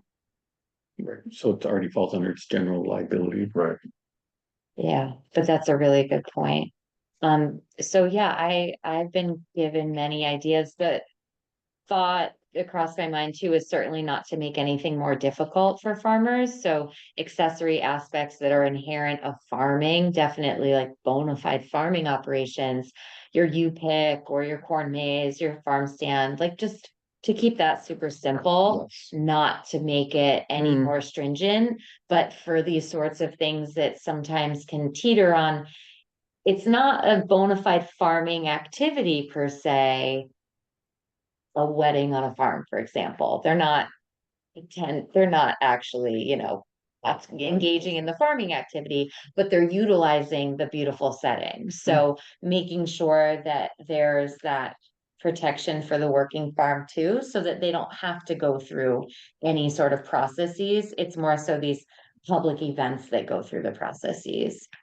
And looking at it again, financially supporting the town, right, is if a farm was able to utilize their land and get a little more income to help for their expenses to stay In business. viable. Yeah. That's viable. So You South know, Farms, it's yeah, just another layer that as the planning and zoning, we can support that venture that we all, I mean, it's all throughout our P O C, right? So it's, I think it behooves us to So like, further clearly support it. so having a farm owner could hold an event or a wedding. Well, that's what So- we're. That's what we're saying, trying to what- figure yeah. out, yeah. yes. But that's Yeah. what I would, that's the idea that I With see. existing revenue stream that isn't necessarily inherent to farming, but it supports the farming. So whether there's many things, South Farms is about 200 acres, so it keeps that tract intact. Yeah, yeah. And this revenue that's coming in from the musicians that are playing on the Thursday night, the food trucks that are coming, it helps to make sure that the fields get hayed and that the cows get fed and that all the other aspects that make that setting so unique as a farm, the barns that are massive and I can't imagine how much costs to roof, then get paid for. So just thinking of different, So are they gonna, you're like, the farmers having their land as a venue? Does the people holding the wedding, do they have to get a special permit? so it would be typically that property owner for that option to do so. And then once they go through that process that they're doing, farm weddings, for example. Oh, so You it'd would be have to one, one one deal, Yeah. One okay, time, okay, one yeah. special Well, permit, so not not every every wedding, wedding. okay. But like questions might come up from the neighbors. I've seen this where they're like, okay, let's limit X number of weddings, like let's do one wedding a month. So that we as neighbors aren't listening to, the greatest hits. And like what time Lion Rock Farm in Sharon is an example. They have fireworks. They have like regular Full on wedding. hood nannies out there. Now we're So talking. yeah, but they're keeping that farm intact from that in lieu of subdivision or further development. Yes. And Oh, yeah. so it Mm. morphs, so certainly, So a special Yeah. permit application for that, it gives you several layers of protection for surrounding properties. It gives you protection for the farmer to hold it, and then it allows the planning and zoning to keep it in check. So we can't have 7 weddings a week. mhm, I think that's a little bit yeah, egregious to the surrounding property, but and this is so preliminary, but that would be a concern that I yeah, have yeah. is Yeah. the regulation. amplified sound is the biggest Yeah. Yeah. offender. And then we have a special permit, it's not lifelong, right? Or it's It renewable runs every with, 2 it years. runs with the land, it can be renewed and it can be conditioned, so you can condition amplified music, so stop by 10 PM. There's certain things with properties where it's like you don't park in the wetlands, you can't, if you're at capacity, you're at capacity, if you cannot support the parking, that's the number of guests that you have, show us a Yeah. site plan with, where everything is happening, so So- that it's a thoughtful process. So the parking, that's one of my questions was like parking, even I don't wanna, like roadside parking, like if No, food stands.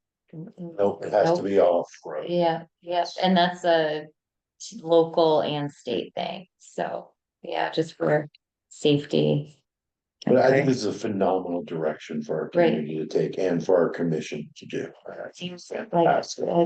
the perfect season to do so. Yeah. And other towns are doing it, so why should we not be in tune with Salisbury and Cornwall? Because if businesses go to those 2 towns, Mm. they're not coming here. Yeah, even like a Nathan farmer's market. Yeah. Even if you just start doing one monthly, or just for like yeah, Yeah. yeah. On it for Or- a long On the time. town green, we've been trying. Farm stores, so Yeah. actually, South Farms hosted a farmer's market because the town didn't have the space, or they just, like, they sort of took it for granted how many people farmed in Morris. And then they just decided we're gonna have a farmer's market, and they had it on their land.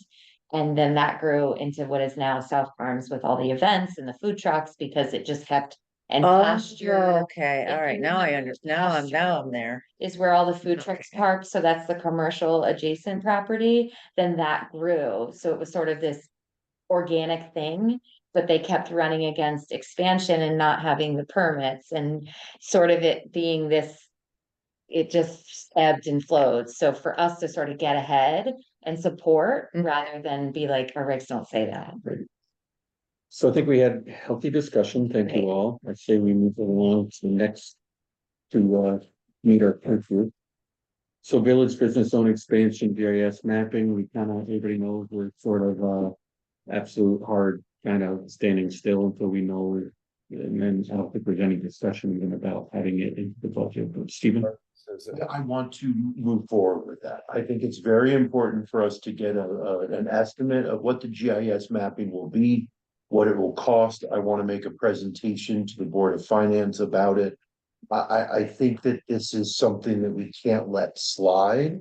And I think it's very beneficial to our town to do. Will you be willing to talk to Kayla I would love to. and work in unison? I have to talk to her on Tuesday So on if you, something else anyway. if you could add that in there, it'd be great because. No, we have to do it together. And I think it's great that we would do this. So Yeah. I'd love to talk to, I'll talk to her on Tuesday about How it. hard to sell do you think is it gonna be? It will be a hard sell with the Board of Finance all playing along in, but no, it's, there's such a benefit to do this that I think we can explain the benefits to her. It makes Because I your think job it's gonna easier. be Makes huge everybody's money job wise, easier. but it is gonna be probably 30. And all the other towns have it. I think we Yeah, can't you not look at the media. do it. No, And I think we can sell it. Mm. The need for the community, because it's also limiting what we do as a community. And I don't want to be hampered in making these regulations that we need to be making because we don't have this mapping system. It definitely increases our exposure. Right. So it's actually, it's why we stopped doing the village business zone. Because we are nervous about the mapping and making choices and decisions. Well, I mean, I'm just, of course, you're right. I'm just trying to, I think you really have to figure out ahead of time the most compelling arguments and the Oh, arguments. I that agree, but I want to get pricing first, and I want to, as a commission, approve Janelle to work on some of that. So that we can then be proactive in how we're gonna present that to.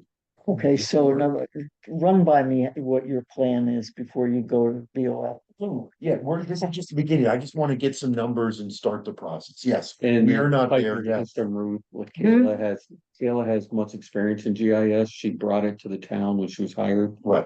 And I don't know where it sits because I haven't had that conversation. So That's why I I'll talk asked to her Stephen on to Tuesday. further it so that we make sure that whatever whomever is the vendor of it, that the assessor would be in favor of what.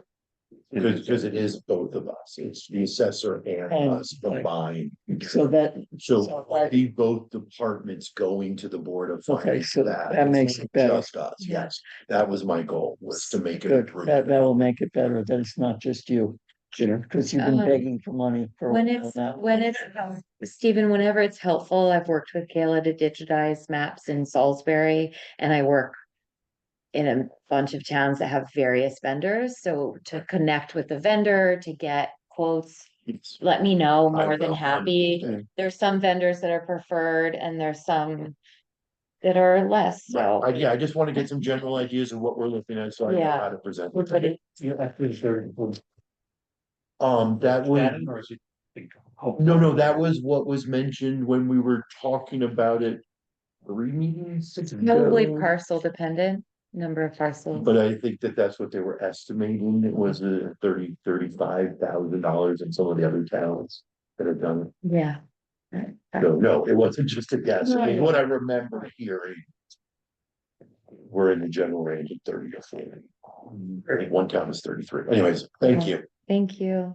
Moving on to item C, housing priorities. So not prioritizing that at the moment, that's just a placeholder on the agenda for the top 3 that came into potential for reg review. I think as of now to prioritize our ag and then also GIS mapping, really important priorities.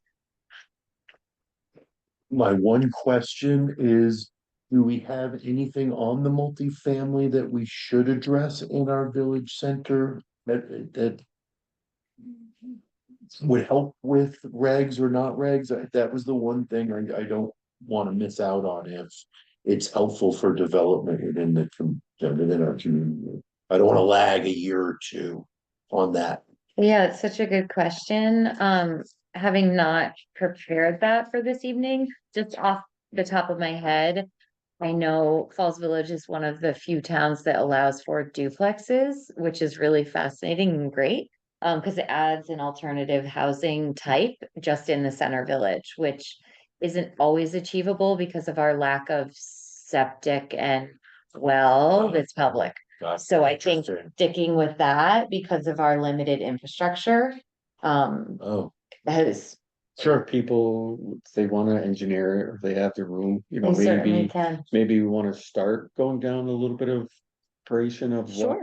what. I Yeah. want to help support our Or village even, business zones development if we can, because that's where we're trying to keep And families and housing and. school and everything. I just want to make sure we're still addressing that. and just speaking off the top of my head, even allowing for an overlay potentially, so that there could be that option. Well, that's what I was wondering, how we Yeah. could. Yeah, let's explore it, do a little. Perfect. Thank groundwork you. I and- just didn't want to push that kind of stuff aside. You got it. I will do a little, Thank you. you got it. That's great. Homework, Homework. CEO report. So I have copies if anyone needs one. I'm gonna give them to you. Yeah. So relatively usual, the permitting.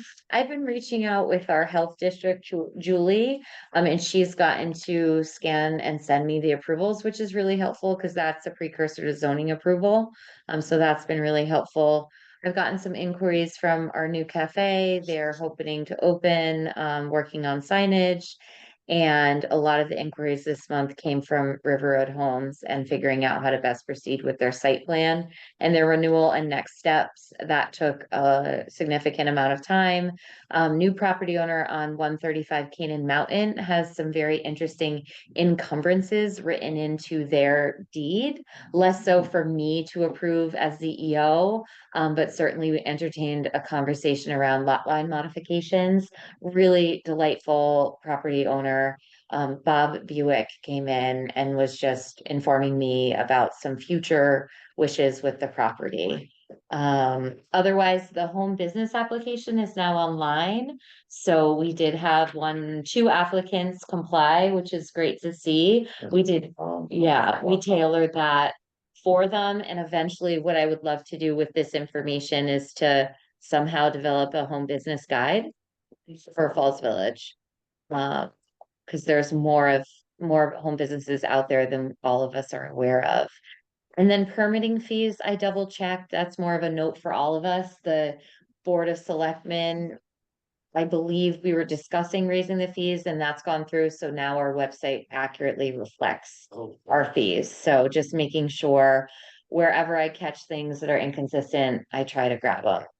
And then I'm keeping on any sort of like back and forth communication. So referrals, PNC to Board of Selectmen, adoption of the trailers is on there. For referrals, is there anything I should add that's in the works? The lighting?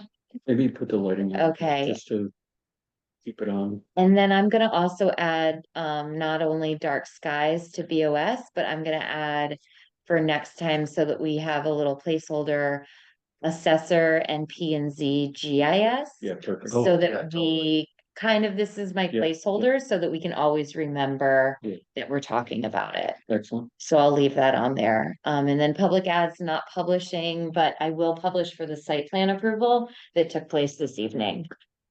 And that's it. Any questions on the report? Thank you, Janelle. You're Thank welcome. you. Public comments, official correspondence. Matt, do we have anybody online with the public comment? Stephen? You? Anyone? I have a comment. Yes. Laura? So I'm a little bit confused. I wasn't on earlier, but it was brought to my attention that there was a vote on the site plan, and I carefully reviewed the agenda earlier in the week because I'm traveling this week. And what is listed on the agenda, new business, a site plan review, River Road Homes. It is my understanding that in order for something to be voted on, the agenda has to very specifically cite that there is a vote taking place. And if there is something to be reviewed, that needs to be attached to the agenda. And so I will be following up. I don't know if anyone wants to comment at this point, but I will be checking in with FOIA, and if I find that I am correct, I will be making a formal complaint. I also wanted to note that before the original site plan came through 5 years ago, a review by Allied Engineering took place that it's quite, it's 2 pages long, it's quite detailed. And given the fact that 5 years has passed, it would seem to me appropriate that Allied Engineering would once again review this site plan. There was also a hearing before the site plan as well. So I'm confused why that wouldn't have taken place. So anyone is welcome to comment. I know it's a long meeting. If you would just like to, accept my comments, and I will follow up later next week.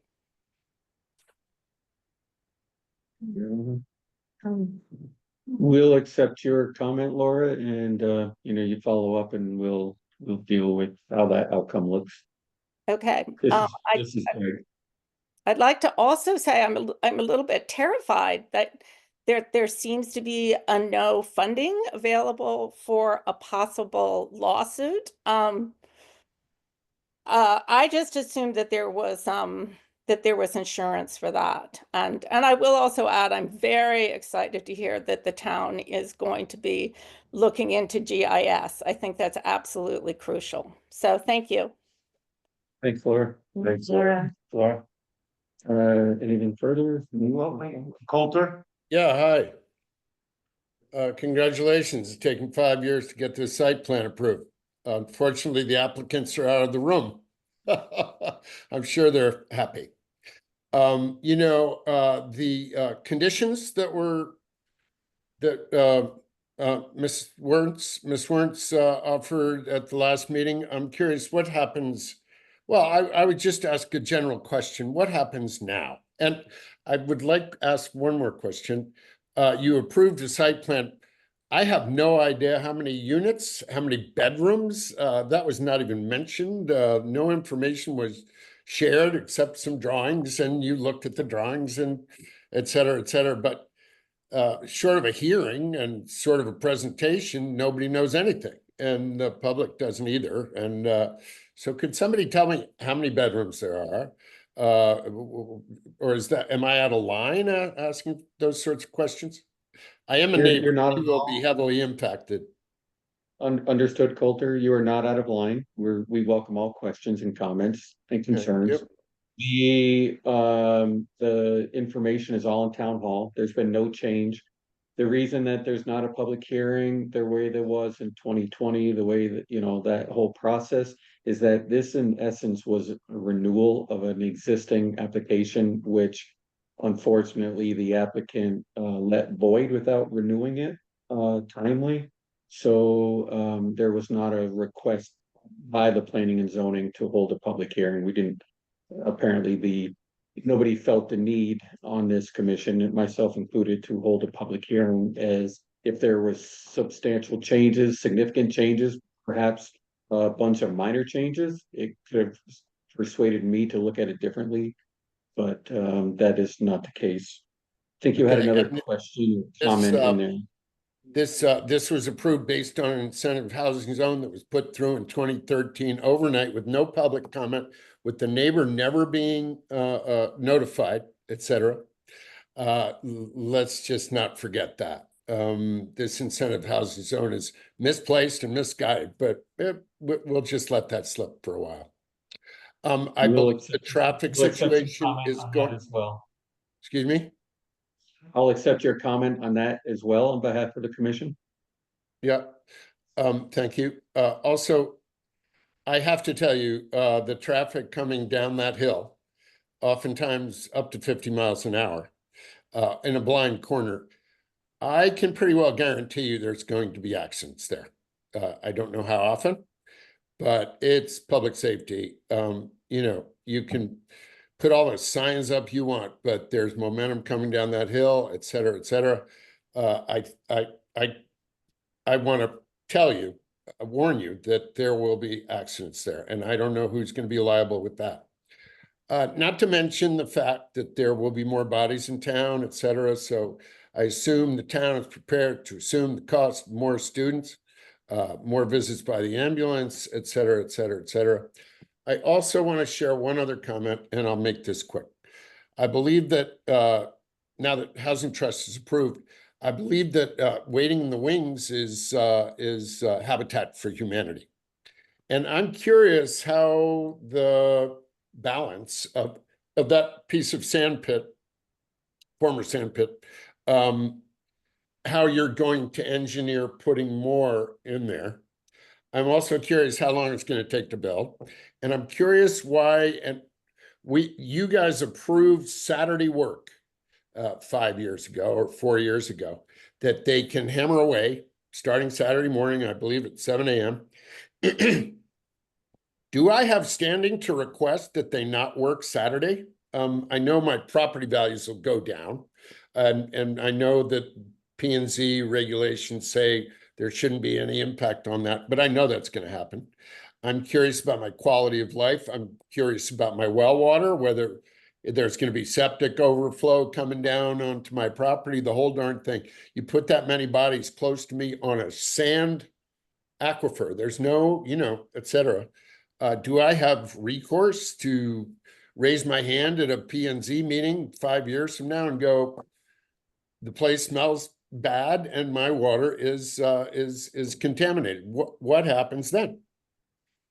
So these are all rhetorical questions that nobody can, perhaps, or will answer. I guess my only recourse is to get a legal fund together and sue. And I hope I don't have to do that. But I would really love if in those conditions you can't work on Saturday. I mean, that would be a great start. And, you know, tell me how long it's going to last, a year, 2 years? I mean, you know, plus if they clear cut the place, where do we guarantee that the place will be built? The bond is only 10%. I thought it should be bonded for $7 million, which is about what it's going to cost. So, you know, these are little rhetorical questions that have been floating around in my head for 5 years and nobody's been able to answer. So I'm just going on record and thanking you very much for listening. You're great listeners. If anybody wants to speak on my issues, I've got a bunch more. Anyway, welcome to my neighborhood and thanks a million. I'm going to say something. Oh, Katie wants to say something. Hi, everybody. Thank you for your hard work. My Really? computer died. Your meeting is so long, so I'm on Coulter's computer. It probably is in order to have some kind of general assembly with the town or some kind of question and answer forum, because I know a lot of people in town have privately brought up a lot of concerns. How does increase in student enrollment affect taxes? People are very concerned about these increasing costs. How does it impact the firehouse? What happens if there are neighbor altercations? Does that land on the constables? Who breaks up the dog fights? I mean, all these issues of a very large scale project, the likes of which this town has never seen in a small town. So I think it wouldn't be that townspeople have a say in the matter, but they could air their questions and get some answers. What is affordable housing? What is the cost of these apartments? Who has access? All those kinds of things.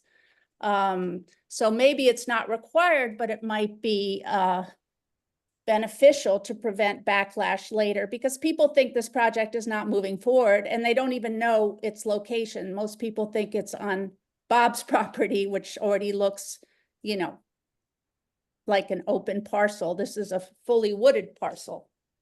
So maybe consider that the townspeople should have an opportunity to get some information and ask questions, even if there aren't answered. That's number one.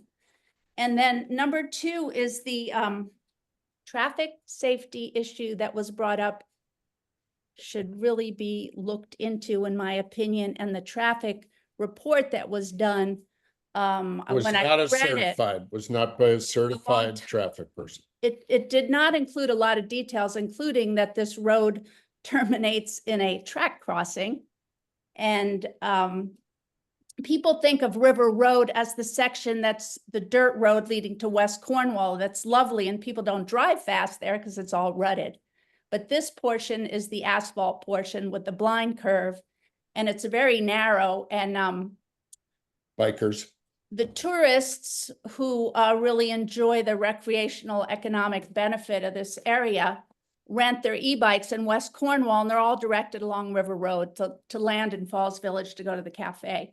But when they hit that asphalt section, I know that a lot of them really have a problem with it because it's a steep downhill, and people use it as a shortcut. So trucks come raging around the corners.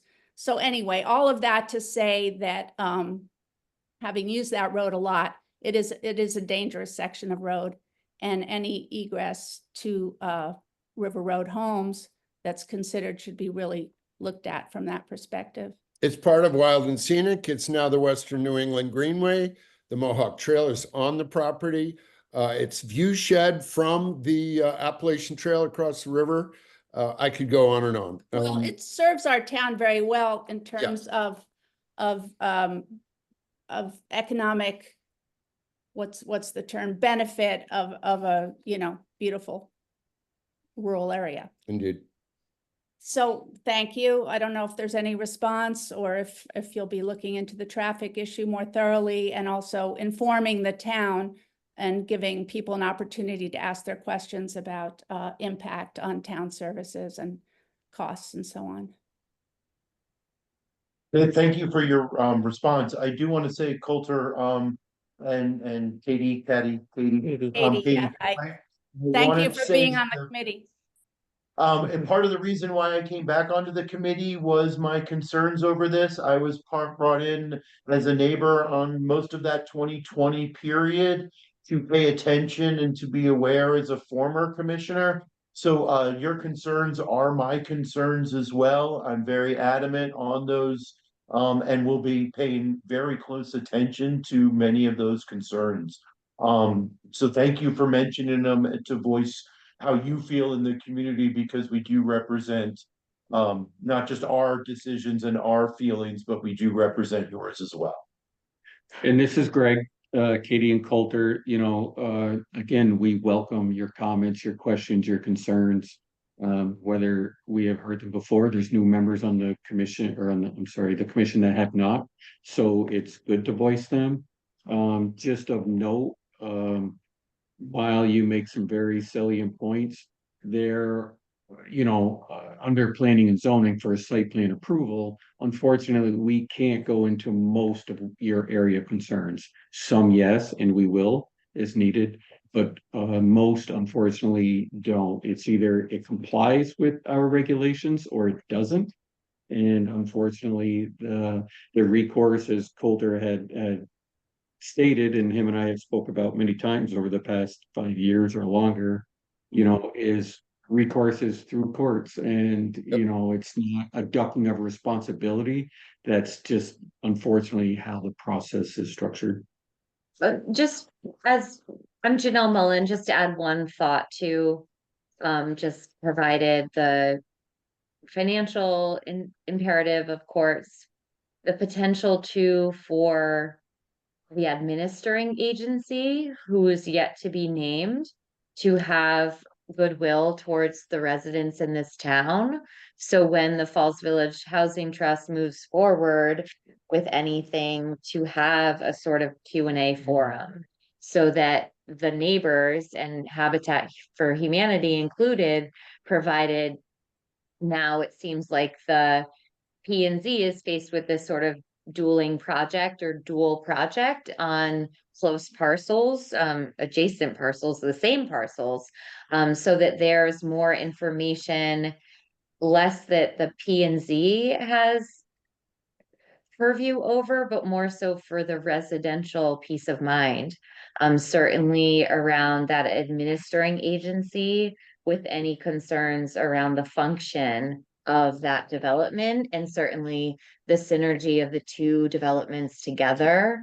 So certainly a bit of a premature discussion, just because the P and Z this evening was faced with a very stringent review of the site plan, but bearing in mind steps to come that should and could involve the community, is certainly with the applicant and also those that will be administering the construction. Right. I've got one. P&Z should not be burdened with this. I think when the town had the community come in with the broadband discussion, it was very productive. People could at least air their concerns. Some were answered. That kind of forum, just because it's such a massive project to the scale of our little town. It's a great point. It's odd to me that Habitat and Falls Village Housing Trust can't put together an entire package for that property.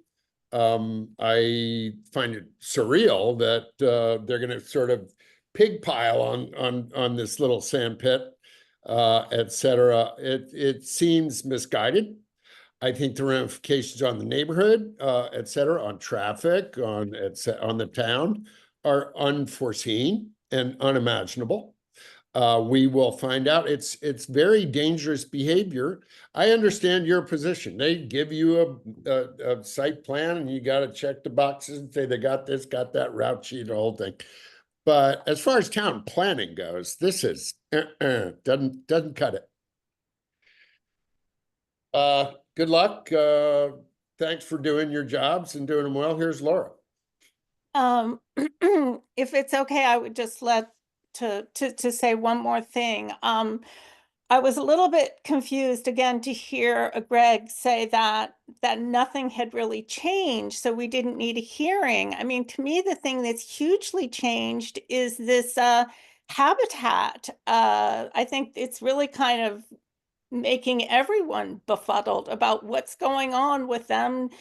Is it the same piece of land? What is this? I think, those who were involved 5 years ago will remember that apparently the Falls Village Housing Trust cut back on the size of what they had originally proposed. And they said that the reason for that was because of they had listened to the community and cut down the size.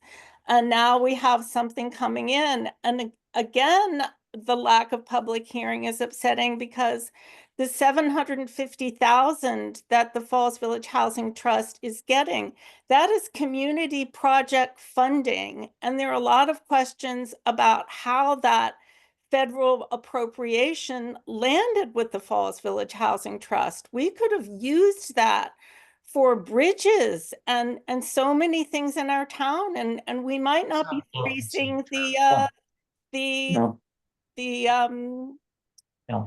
Laura, that's not under the purview of the planning and zoning. I'm Okay. hearing you. But it's not under our purview on that. Funding And was very specific. And as far as the habitat thing that you brought up, that is not part of the application received tonight. So we have to look at them individual. We can't compile them. If and when the habitat comes forth, that's something we'll have to look at on that application, but we can't, it's not a change to River Road Home application. There's been no change. So I stand by what I said.